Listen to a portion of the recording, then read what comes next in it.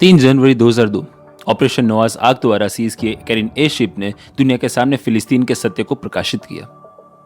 Yasser Arafat का दोगला चरित्र सामने आया।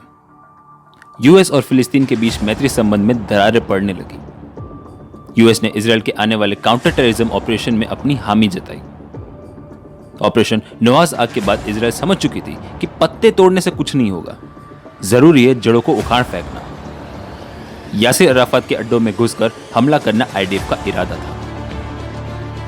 29 मार्च 2002 की रात आईडीएफ फोर्सेस फिलिस्तीन के रमल्ला में घुस गई। रात के अंधेरे में उनका टारगेट था यासिर अराफात का हेडक्वार्टर्स। यासिर अराफात का हेडक्वार्टर्स आतंकियों का सबसे सुरक्षित स्थान माना जाता था और उसे अनगिनत हथियारों का संरक्षण भी प्राप्त था।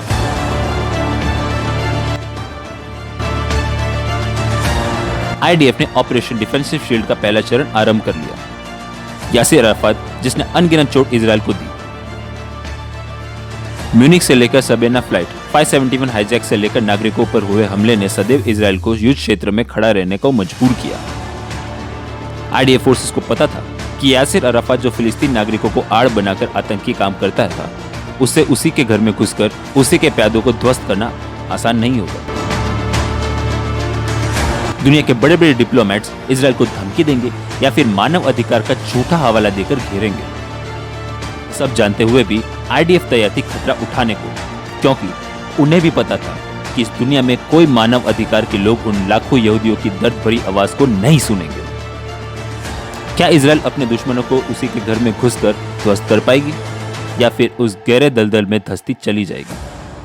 जानने के लिए देखिए एपिसोड ऑपरेशन डिफेंसिव शील्ड।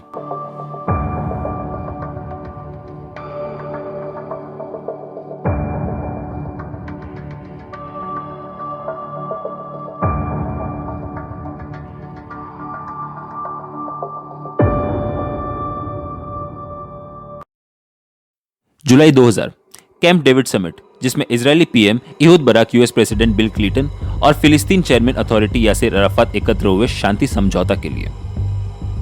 इस समझौते में फिलिस्तीन रेफ्यूजी को इजरायल में सम्मिलित करने की बात हुई और जमीनी बंटवारे पर मौखिक वार्तालाप चल रहा था। दोनों पक्ष अपने अपने बातों पर अड़े रहे, जिसमें बात कुछ बनी नहीं। उल्टा से फिलिस्तीन की तरफ से अग्रेशन बढ़ गया था। ईयर 2000 कैंप डेविड समिट असफल रहा। दोनों दलों के संबंध में कोई सुधार न आया।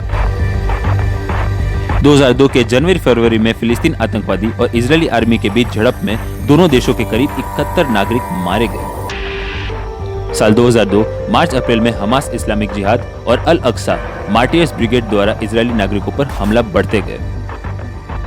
मार्च के हर दूसरे दिन में एक सुसाइड बॉम्बिंग में करीब 135 इजरायली ने अपनी जान गंवाई। एक महीने में 15 सुसाइड बॉम्बिंग। यह बात असामान्य थी, परंतु षड्यंत्र की सच्चाई सबको पता थी, लेकिन कोई भी इस बारे में एक शब्द तक कहना सही नहीं समझता। इजरायली गवर्नमेंट के लिए यह एक बड़ी चुनौती आ पड़ी थी। अपने नागरिकों को सुरक्षा प्रदान करने के लिए हमास इस्लामिक जिहाद और अल अक्सा ब्रिगेड के आतंकियों को ढूंढकर मार गिराना होगा। यह आतंकी संगठन हमेशा से सामान्य नागरिकों के बीच रहती थी, इसलिए कोई भी प्रकार की मिलिट्री रेड हुई तो उनसे पहले आम नागरिकों को सिपाहियों के आने की भनक लगेगी और उनमें से कोई आतंकवादी अपने लोगों को आगाह कर सकता है। इसी से सभी लोग या तो पहले से हथियार के साथ तैयार होंगे या फिर अपना सबूत मिटाकर भागने में कामयाब होंगे। आईडीएफ ने 29 मार्च के दिन ऑपरेशन डिफेंसिव शील्ड की घोषणा की। इस ऑपरेशन को संपूर्ण तरह से मिलिट्री द्वारा एग्जीक्यूट किया जाएगा। करीब 30,000 सिपाही इस ऑपरेशन में हिस्सा लेने वाले थे, जिसमें 20,000 सिपाहियों को रिजर्व में रखा गया था। साल 2000 का अप्रैल महीना गर्मी में इजाफा लाएगा, क्योंकि इस बार खूनी खेल को इजरायल अंजाम देने वाला था, जो इतिहास का सबसे बड़ा काउंटर टेररिज्म ऑपरेशन बनकर दुनिया के सामने आएगा। आतंक के खिलाफ इजरायल एक बड़े युद्ध का आगाज करने वाला था।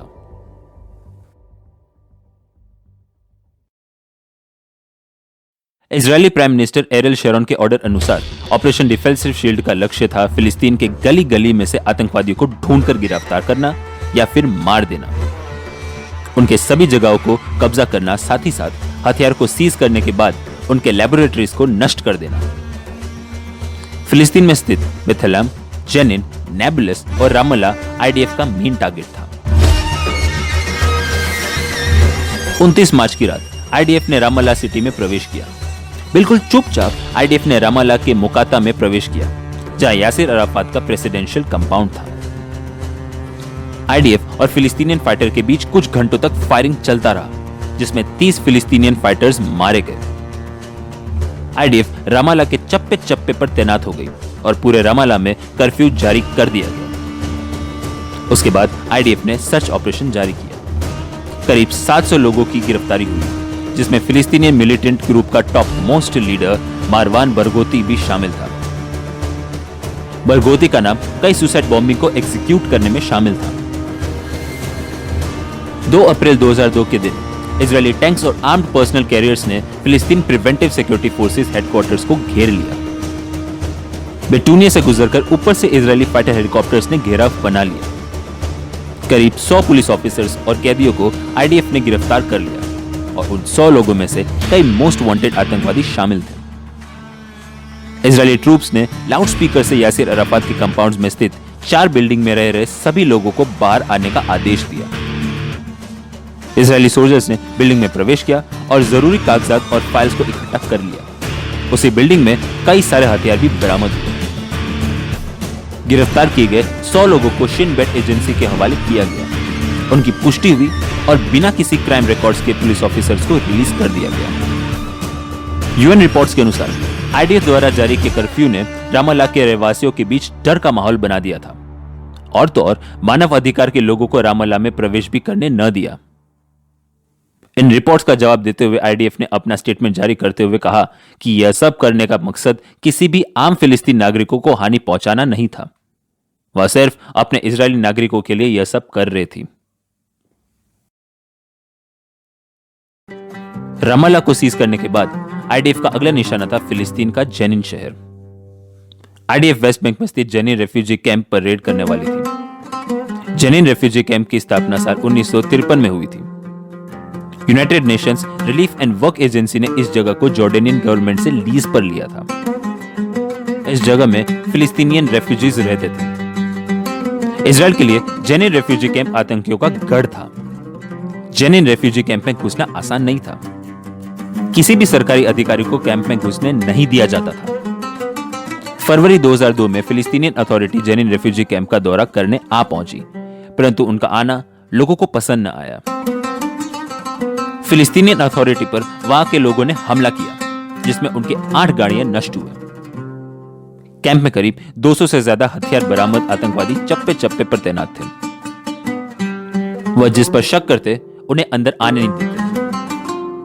अल अक्सा मार्टे ब्रिगेड्स, जंजीम फिलिस्तीनियन इस्लामिक जिहाद और हमास जैसे आतंकी संगठन का कैंप में दबदबा था। वहां के स्थानीय रहवासी उन्हें अपना रक्षक मानते थे। इजराइल की गिनती अनुसार साल 2000 से 2003 में हुए 28 सुसाइड बॉम्बर्स इसी कैंप से थे। इन सभी हमलों को ऑपरेट महमूद तावलबे कर रहा था। आईडीएफ के लिए जरूरी बन चुका था जेनिन रेफ्यूजी कैंप में घुसकर आम जनता के बीच पनप रहे 4 आतंकी संगठनों को न्यूट्रलाइज करना, परंतु यह काम आसान न होगा।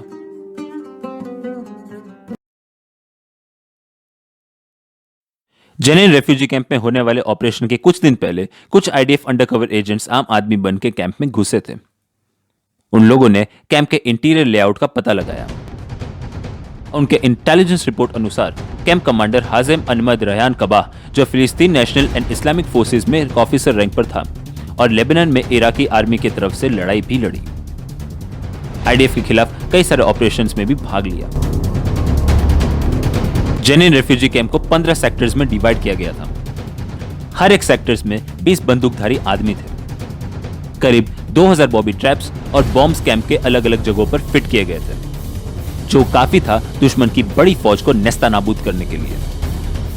करीब 50 अलग अलग घरों को बॉबी ट्रैप से लैस किया गया था। अलग अलग गाड़ियों को डेटोनेटर्स के साथ बॉम्ब फिट किए गए थे, ताकि वक्त आने पर सेना की बड़ी टुकड़ी को मार गिराया जा सके या फिर रोका जा सके। आईडीएफ को समझ नहीं आ रहा था कि ऑपरेशन को एग्जीक्यूट कैसे किया जाए, क्योंकि भीड़ में छुपे हमलावर अलग उनमें से निपट भी लिया तो अज्ञात जगहों पर बॉम्ब एक्सप्लोजन्स या फिर बॉबी ट्रैप्स, जो किसी भी वक्त सेना की मौत का कारण बन जाएगी। कैंप का बच्चा बच्चा लोकेशन को जानता था पर आईडीएफ नहीं। रामल्ला में आईडीएफ द्वारा हुए भारी हमले में मीडिया और न्यूज रिपोर्टर्स के जरिए पूरी दुनिया ने देखा, जिसकी वजह से आने वाले टारगेट्स एरिया में स्थित सभी आतंकवादियों को आईडीएफ के टेक्निक का पता चल गया होगा।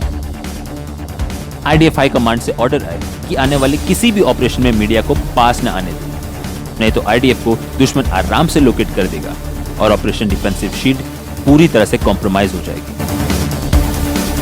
ऑपरेशन के पहले आईडीएफ ने लाउडस्पीकर द्वारा अरबी भाषा में सभी सामान्य रहवासी को कैंप खाली करने का हुक्म दिया, जिससे किसी भी सामान्य व्यक्ति के प्राण को हानि न पहुंचे। करीब 12,000 से ज्यादा लोगों ने कैंप खाली कर दिया। अब आईडीएफ और टेररिस्ट ग्रुप्स में बॉर्डर का ही अंतर था। कैंप के बाहर आईडीएफ अपने सिपाहियों के साथ मिलिटेंट ग्रुप को उखाड़ फेंकना चाहती थी, तो कैंप के अंदर आतंकवादियों ने हथियार और अनगिनत बमों से आईडीएफ का स्वागत करने का मन बना लिया। इस ऑपरेशन के लिए 1000 सोल्जर्स को भेजा गया, जिसमें क्षेत्र 13 और डूरदेवन यूनिट स्पेशल फोर्सेस शामिल थी। बॉम्ब्स को न्यूट्रलाइज करने के आर्म्ड कॉर्प्स और कॉम्बैट इंजीनियरिंग कॉर्प को आर्म्ड बुलडोजर के साथ तैनात किया गया था।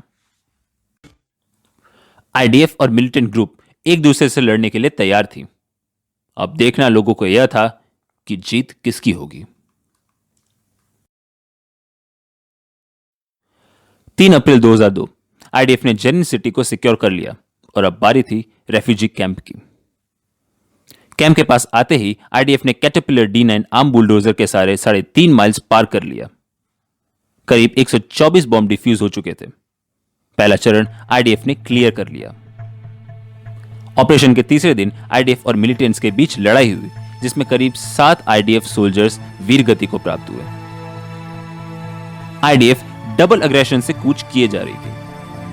मिलिटेंट्स डिफेंड करते करते पोजीशंस पीछे सेट करती जा रही थी, जिसकी वजह से आईडीएफ कैंप के काफी हिस्सों तक अपना फैलाव बढ़ाती जा रही थी। आईडीएफ की तरफ से AH-1 कोबरा हेलीकॉप्टर्स बिल्डिंग के रूफटॉप पर पोजीशन सेट के मिलिटेंट्स को निशाना बनाने लगी। कुछ ही देर में 10 से ज्यादा आर्म्ड D9 बुलडोजर्स को डिप्लॉय किया गया, जिससे ज्यादा से ज्यादा बॉम्ब्स और बॉबी ट्रैप्स डिफ्यूज हो। जमीन पर लड़ रहे कुछ आईडीएफ सोल्जर्स ने बिल्डिंग में पोजीशन सेट किए आतंकियों पर रॉकेट प्रोफाइल्ड ग्रेनेड से हमला किया। 6 अप्रैल के दिन इस्लामिक जिहाद कमांडर महमूद तावेलबे और उसके 2 साथी मारे गए। आईडीएफ हेलीकॉप्टर्स ने मिसाइल से हमला जारी रखा। IDF chief of staff Shaul Mofaz ने फोर्सेस को अपनी गति बढ़ाने का हुक्म दिया। ऑपरेशनल ऑफिसर्स ने 24 घंटे का समय मांगा। मीडिया को जवाब देते हुए शॉल मोफाज ने बताया कि हफ्ते के अंदर मिशन अकम्प्लिश हो जाएगा। आईडीएफ के सामने यह समस्या थी कि ज्यादा इनर सेक्टर में वह 50 से 100 मीटर ही हर दिन पार कर पाते थे, यानी अपनी क्षमता को 10 गुना बढ़ाने का वक्त आ चुका था। एक समस्या खत्म न हुई तो दूसरी समस्या सामने आ गई। मिलिट्री इंटेलिजेंस के अनुसार अभी भी हजारों की संख्या में सिविलियंस कैंप में मौजूद थे। आईडीएफ चीफ शॉल मोफाज ने डाउटफुल घरों पर कम से कम 5 मिसाइल्स दागने को कहा। आईडीएफ सिविलियंस की जान को जोखिम में नहीं डालना चाहती थी, इसलिए और भी कई ग्रुप्स का बंटवारा हुआ और ज्यादा फैलाव बढ़ाने का काम जारी हुआ। 51 बटालियन कमांडर लेफ्टिनेंट कॉलोनल ऑफेक बुर्चिस के ऑर्डर पर घर घर में घुसकर आतंकियों को ढूंढकर न्यूट्रलाइज करने को कहा गया। 8 अप्रैल के दिन गोलान ब्रिगेड कमांडर कॉलोनल तामिल ने ऑपरेशन ज्वाइन किया। कॉलोनल तामिल के आने से ऑपरेशन में आईडीएफ ने गति में बढ़ावा किया। करीब 30 फिलिस्तीनियन टेररिस्ट को मौत के घाट उतारा गया, तो दूसरी तरफ आईडीएफ की तरफ से 2 सिपाही वीर गति को प्राप्त हुए और लेफ्टिनेंट कॉलोनल ऑफेक बुर्चिस को भी भारी चोट पहुंची। उसी दिन की शाम डिवीजन कमांडर जनरल इकाल शैलिन ने आईडीएफ को 9 अप्रैल शाम 6 बजे तक मिशन को पूरा करने के ऑर्डर दिया। 9 अप्रैल शाम 6 बजे मेजर ऑर्डर गोलम अपने फोर्सेस के साथ फिलिस्तीन एम्बुश के पास आ पहुंचे और आसपास के घरों को घेर लिया। एक टीम रास्ता क्लियर कर रही थी, तो दूसरी टीम घर में प्रवेश करके चेकिंग करने लगी।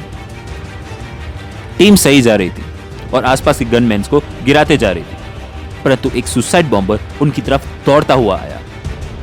टीम ने उसे रोकने के लिए उस पर गोलियां चलाई और सुसाइड बॉम्बर ने बॉम्ब डिटोनेट कर दिया, जिससे बड़ा धमाका हुआ। परंतु अच्छी बात यह थी कि कोई भी प्रकार का सेना को नुकसान नहीं हुआ। ऊपर से इजरायली एयरक्राफ्ट आसपास के पोजीशंस की तस्वीर को कैप्चर करते हुए live footage Israeli central command war room में हाई रैंकिंग ऑफिसर्स तक पहुंचाने का काम कर रही थी। करीब 13 आईडीएफ सोल्जर्स वीर गति को प्राप्त हुए, जिसमें से 3 की डेड बॉडी को फिलिस्तीन टेररिस्ट घसीटकर अपने अड्डे में ले गए। उन 3 डेड बॉडीज को रेस्क्यू करने की जिम्मेदारी शेटर 13 नेवल कमांडोज को मिली, जिसे लीड कर रहे थे colonel Ram Rothberg. IDF chief Shaul Mofaz ने रेम रॉथबर्ग को 3 डेड बॉडीज को वापस लाने को कहा, बाय हुक और क्रुक। शेटर 13 कमांडोज ने एक साथ बिल्डिंग में कूच किया और हथियारबंद आतंकवादियों को मार गिराया। तीनों डेड बॉडीज को रिकवर कर लिया गया। उसी के बाद सभी डेड बॉडीज को चॉपर में सेटल करके वॉर जोन से सुरक्षित बाहर भेजा गया। उसी शाम chief of central command brigadier general Yitzhak Eitan press conference द्वारा इजरायली नागरिकों को आश्वासन देते हुए कहा कि सिचुएशन अभी ठीक है। 11 अप्रैल सुबह 7 बजे बचे हुए फिलिस्तीनी आतंकवादियों ने सरेंडर कर दिया। कैंप कमांडर हाजेन अहमद रेहान कबा को आईडीएफ सोल्जर्स ने मौत के घाट उतार दिया। अल अक्सा मार्टियर ब्रिगेड कमांडर जाकरा जुबेदी वहां से भाग गया। करीब 40 से ज्यादा टेररिस्ट ने खुद को सरेंडर कर दिया। आतंकियों के मुख्य गढ़ माने जाने वाले जैनिन रेफ्यूजी कैंप को आईडीएफ ने सक्सेसफुली सीज कर लिया। इस ऑपरेशन को आईडीएफ ने पूरा तो कर लिया, परंतु ऑपरेशन डिफेंसिव शील्ड अभी भी पूरा नहीं हुआ। फिलिस्तीन के नेबलिस और बेथलेहम को कब्जा करना अभी बाकी था।